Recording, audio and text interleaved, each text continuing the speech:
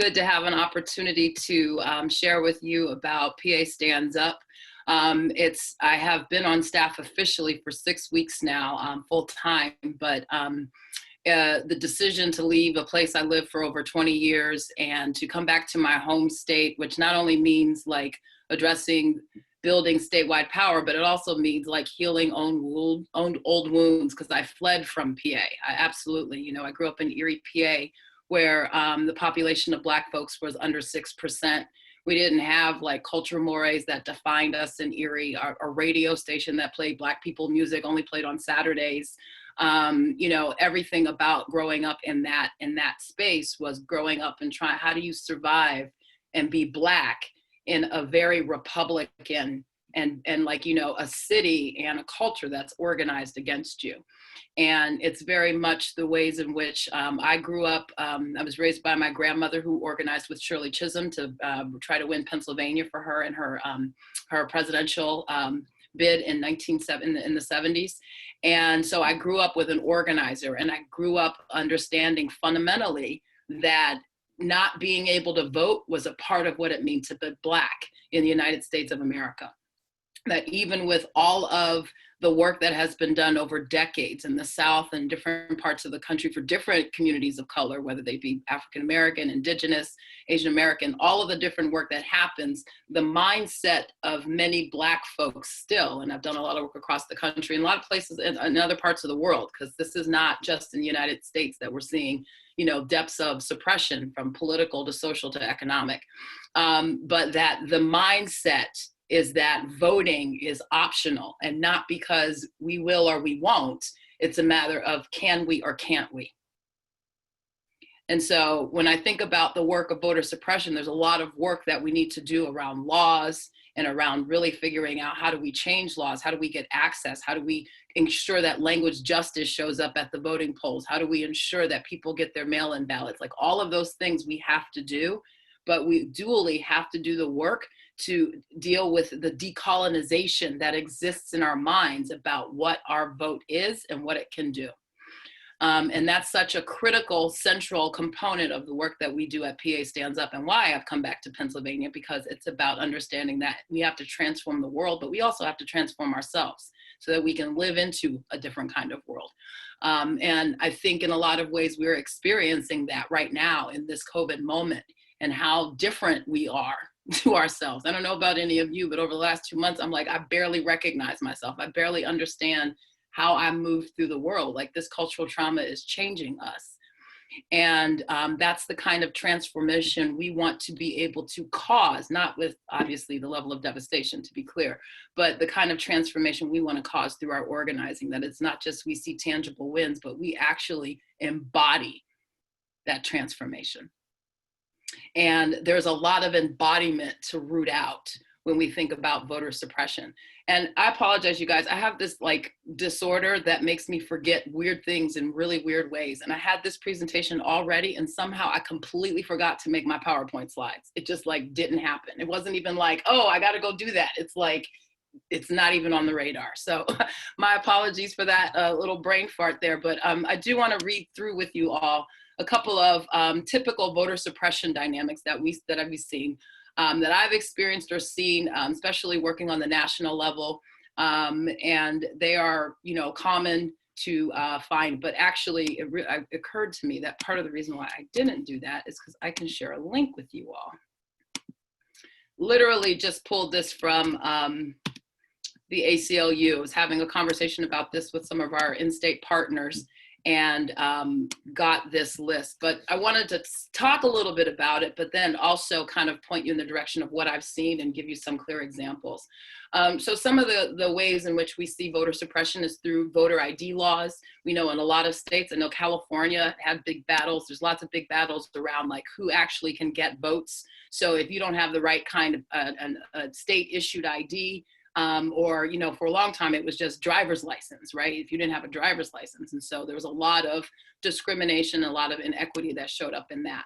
And many states continue to have big fights around it.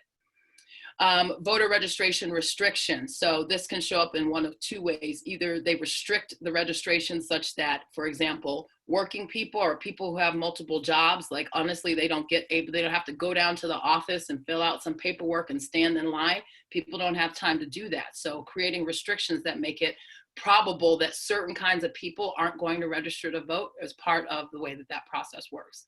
But I also think the other way this process works is that not actually having adequate marketing and promotion resources out so that people really understand like what it's going to take to register, when the deadline is. Those laws and those little nuances by county election boards change all the time, and who has the authority to shift in and out, they've learned through COVID, is very, very murky. So just being able to access and know what the procedure and the protocols are can be very tricky. And that's for English speaking folks. Forget if you don't speak English. And so then you have a whole nother world of inaccessibility to understand like the process. So those are two ways that voter registration show up. Voter purges. For those of you who don't know, there's a process that many county election boards have to go through, like to really figure out they've got bad numbers, bad addresses, and so on and so forth. So the idea is that you're supposed to go through and be able to pull all of those out. Well, I'll give you a statistic. 70% of Georgia voters purged in 2018 were Black. 70% of the voters that were purged in their process were Black. So there's this whole piece of whether you want to call it advertent or inadvertent, where you're actually seeing whole populations of people are just being nixed from the voting process, and no kind of recourse or recoup to be able to figure out like and track where those voters are. We have none of those systems in place. And quite frankly, most of our governments don't even believe that it's their responsibility to do that. And so that's a challenge. Felony disenfranchisement, really the ways that in many states, the fact that many states, formerly incarcerated people don't have the right to vote, but in most states, currently incarcerated folks don't have the right to vote. So when we think about the statistics around who's incarcerated, and we know that they are predominantly people of color, then we know that those votes are once again, creating a context where voter suppression is showing up de facto. And that being legal. And then of course there's gerrymandering, which is a funny word to describe people basically tracing maps and saying who gets to be where and reorganizing districts to really emphasize who has access. So you can literally see every 10 years, and we're about to go through a redistricting process where different lines get shaped. And it's not even just who's in the line and then how many delegates they have, how many, it's not even just that. It's that you can actually implement different registration turnout strategies depending on the county if you reorganize the lines just the right way, right? So you keep certain people in one county and certain people in other, and then you can implement two different strategies for registration, one that could suppress one and one that gives access to another. I actually saw this happen in really crazy, funky ways in the midterm election in Maryland. I was assigned to work in Prince George's County, one of the largest counties, urban counties in Maryland, one of the largest Black, mostly middle working class folks, and watched how there was easily like 10 or 12 precincts in this county that didn't have enough ballots. And all of the lines were like super long. And so many people, out of just sheer irritation, and they go after work trying to vote and they're standing in line for 2 hours, they just walk away. So this was the process that was going on. We were at the polling sites, we were asking what was going on. And weirdly enough, Prince George's County was one of the first counties to report that the Republican governor had won that county, even though there were people waiting in long lines and not even. So there was clearly, in my opinion, some kind of strategy that really kind of targeted what showed up, because other counties didn't have nearly the same. Like, how do you undercount by hundreds of votes in a very Black county in 2018, right? A few years after, like every midterm before that. I mean, let's face it, in a lot of states, Black people just came out to like vote who was actually approved by Obama. There was a lot of that strategy that was going on. So people were turning out to vote, and they somehow undercounted ballots in this particular county. So there's just a lot of ways that we see these kind of dynamics showing up. Another way that we see voter suppression and voter, crazy, they put it on a technological glitch, but I had a lot of issues that would happen in the Iowa caucus, right? And the fact that they relied upon a brand new technological app that had never been tested to determine how those votes were going to happen. And then when it all fell apart, they had some crazy scheme about, oh, well, we'll just go out and canvass everybody. And it was like any organizer, no, that's the stupidest plan ever. And so like, you know, it was clear that there was some kind of dynamics that were showing up inside of that. And in Pennsylvania, Pennsylvania in 2019 just passed Act 77. And what this did was that it extended voter registration protocols to allow more people to, you know, register, and extended the time frame. It also put more clarity to vote by mail protocols, which were great. So now there's a lot more supposed resources around that. But if you can understand the distinctions between vote by mail and absentee ballot, you may be in good shape. The counties are required to print at least 15% more ballots than the number of votes cast in the previous 3 presidential elections. Now, I want you to remember the time we're in. They're required to print, okay? So I'm just gonna scroll through the rest of my notes to say, oh, the other part of PA Act 77 is that it removed single party voting, which in some ways was great because you could vote across party lines, but it would undoubtedly require voters to spend more time voting, which would mean longer lines in an in-person situation. But we're not in an in-person situation. We are in COVID moment where we are working digitally and where we're battling state governments to be able to ensure that safe reopening happens, that testing happens before reopening, that worker protections happen before reopening, that a lot of things happen before counties reopen in states. But we saw with the Wisconsin primary that there was a refusal, even up to the state Supreme Court, to allow vote by mail. And there were heavy statistics that showed that many people that went out to vote in the primary, that they got sick. So we're seeing like sort of the ways in which not allowing people to be safe can be a form of voter suppression. Shifts we're making to do this work in this time of COVID. A lot of our canvassing work has been tied to mutual aid projects. We have been collaborating with local organizations when we get on the phone with voters. We're encouraging them to vote from home. We're also listening to where they are on the issues, finding out what their needs. We literally have had canvassers like drop off groceries to folks, connecting with different systems and structures so that we can really support people in their time of need while also building the kind of connections that I know voters want to have in this state. We've been doing rallying in counties where opening has happened. A lot of counties have been pushing up against county commissions and forcing clear protocols around voter protection in the face of county closures. Because what we're seeing right now is in many PA counties, a lot of counties are saying they're not going to open because of COVID, and there's no protocols to say, so what happens to the votes or the registrations that get turned in? What happened to the mail-in ballots that get turned in? What happened, you know, like there's no information about what happens in the face of that, those closures. So a lot of the work is trying to hold our state legislators accountable to having that information. Separate from that, we've been doing work. We've created a vote at home guide. Vote at home has tested better than vote by mail. And we've created a guide for our chapters and allies. And in our, like we're in 11 counties across the state. So they're actually moving and being on the phones. We have a dialer program in about 15 counties where we're reaching out to voters and giving them instructions on how they go about voting. And in most of these counties, it's concentrated on low propensity pockets in our priority counties, which largely include people of color and working people. But because of this new act, we're not sure about what it's going to mean in terms of people having access to their ballots. So in a lot of ways, this primary, we're testing vote at home and the impact of county closures on the primary to really devise our strategy for the general election.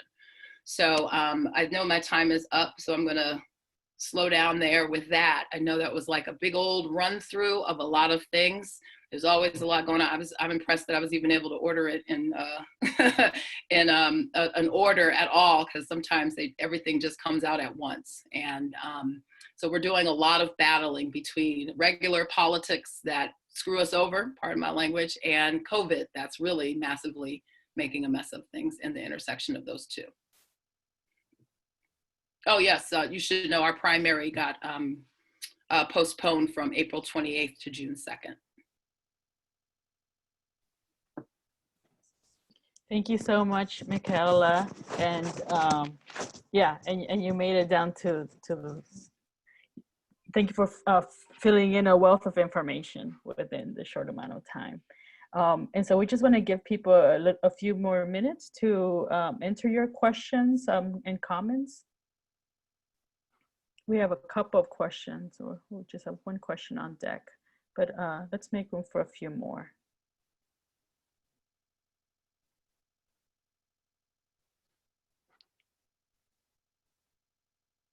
So we have a question from Andrea. Did you say vote at home has done better than vote by mail? Can you say more about what that means?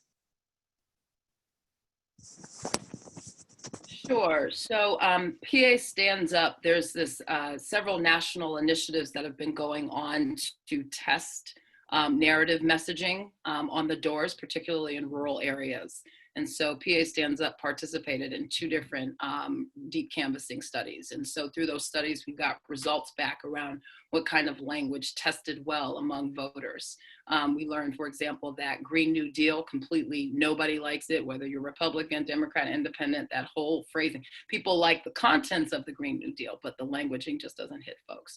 And so we just also had the opportunity to test and found out that vote by mail is somehow presents some kind of barrier that people already feel, and that vote at home, you know, like, well, I'm at home. So there's a way that it kind of coincides with the current public health moment. Great, thank you. We also have another question here. What kinds of opportunities do you see with the postponed primary? It's particularly in terms of challenging voter suppression and getting out the vote.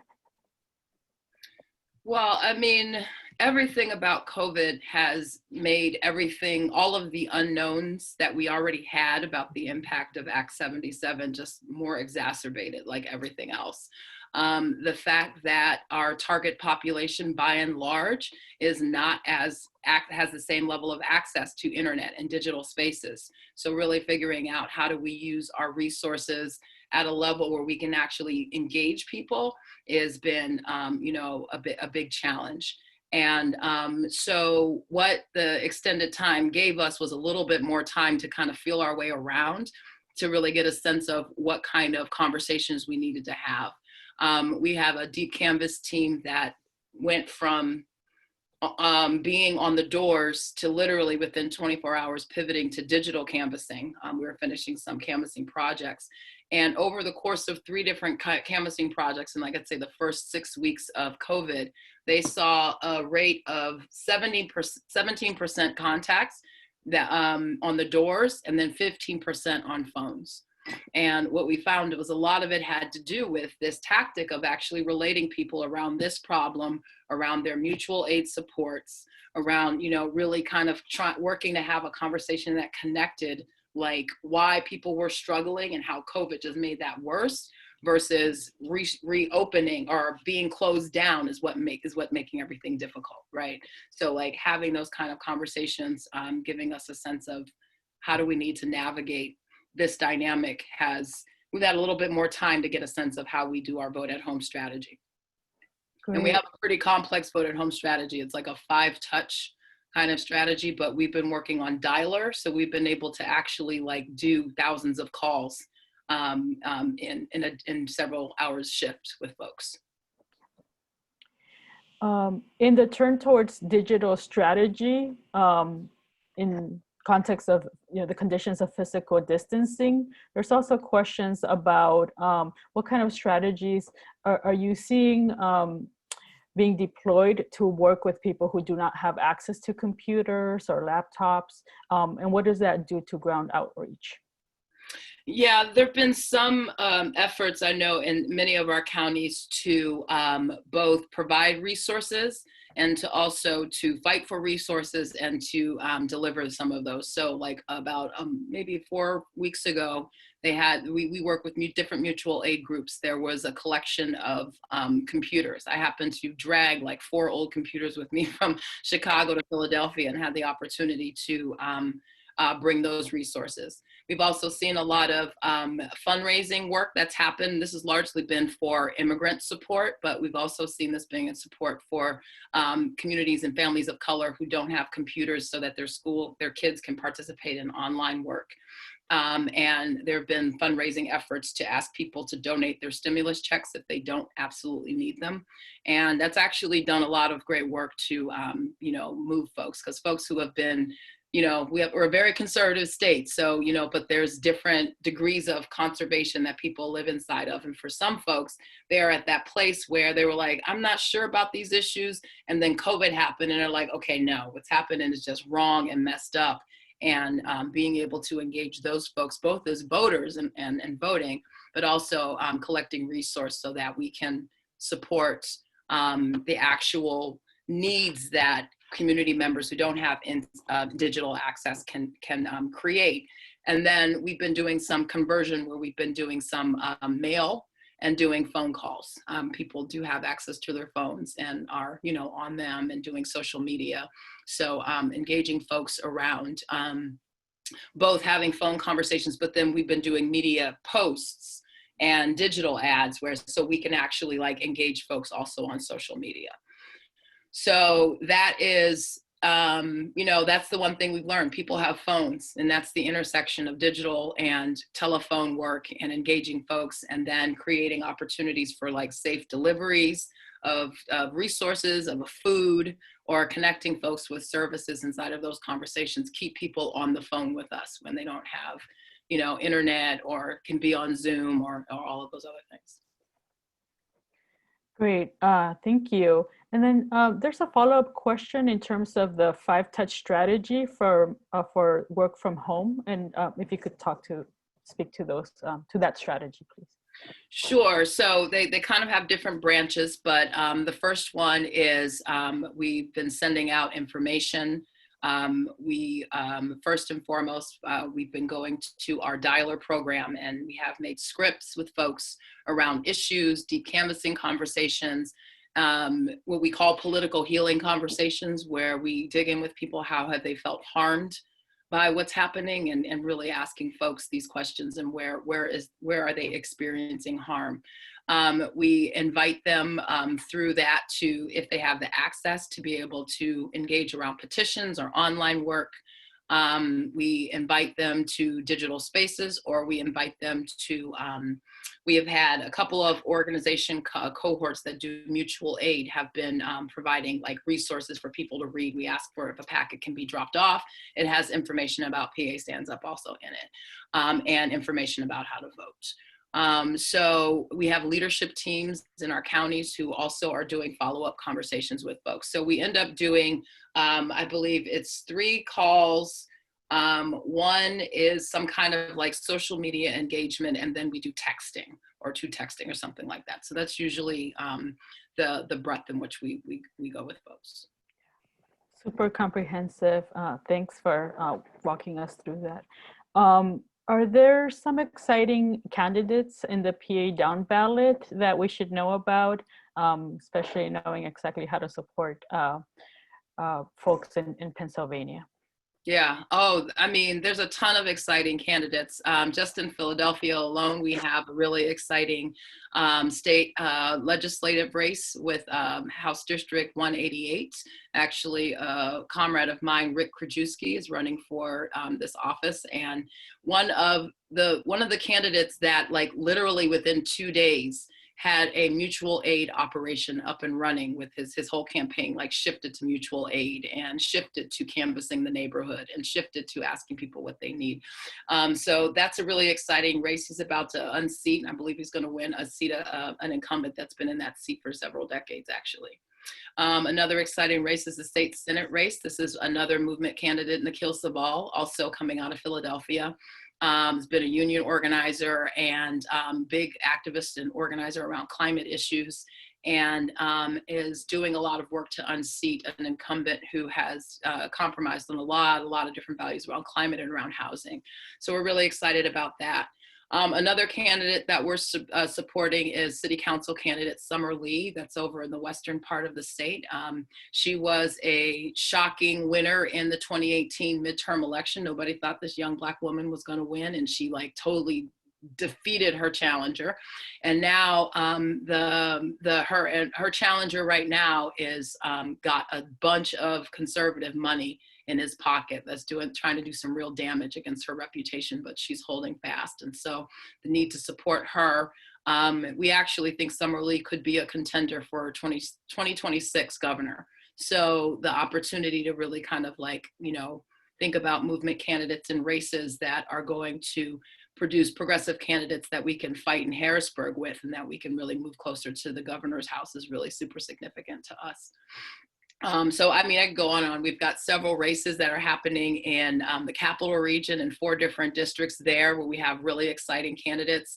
We're looking to flip 3 seats in that region. 3 of those 4 races are seat flips, which means we could be moving toward a Democratic majority in the House. And with the majority in the House and having a Democratic governor, that really kind of gives us opportunity to see some shifts.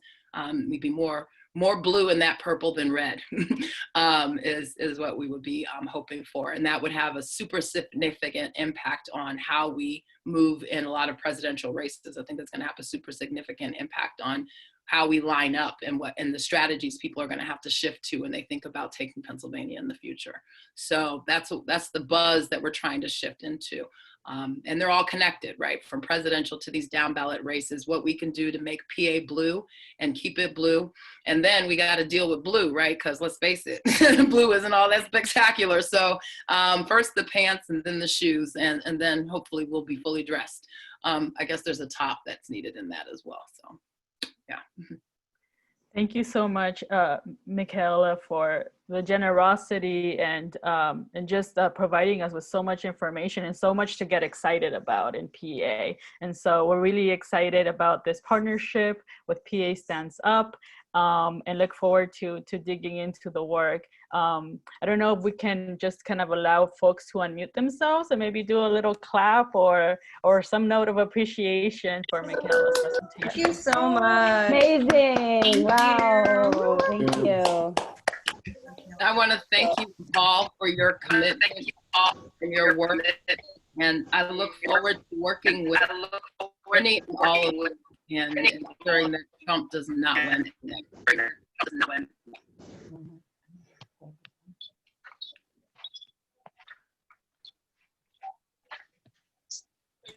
Thank you so much. So maybe we can go back to just so much. Bit of an echo. Thank you. So I'm gonna hand it over to so that